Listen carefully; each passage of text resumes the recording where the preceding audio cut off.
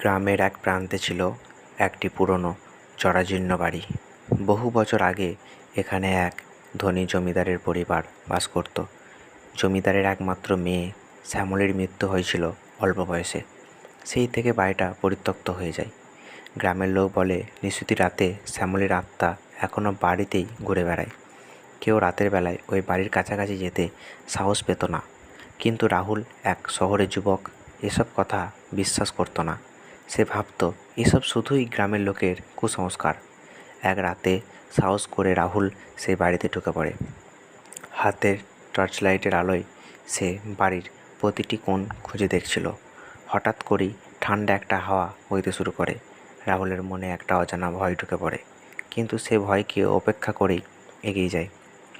অন্ধকারের একটা ঘরে সে টর্চের আলো ফেলতেই দেখে এক সাদা শাড়ি পরা মেয়ের ছায়া। তার মুখপষ্ট দেখা যায় না, কিন্তু তার চোখ দুটি যেন রাহুলের দিকে তাকিয়ে আছে। রাহুল অবাক হয়ে যায়। সে ডাক দেয়, কে তুমি? মেয়েটি ধীরে ধীরে রাহুলের দিকে এগিয়ে আসে। রাহুলের শরীর শিরশির করে ওঠে, কিন্তু মেয়েটি বলে ওঠে, আমি শ্যামলী। তুমি এখানে কেন এসেছো? রাহুল ভয়ে পা বাড়াতে পারে না। শ্যামলী বলে, যাও, এখান থেকে চলে যাও, এই বাড়ি তোমাদের জন্য নয়। রাহুল দৌড়ে বাড়ির বাইরে বেরিয়ে আসে।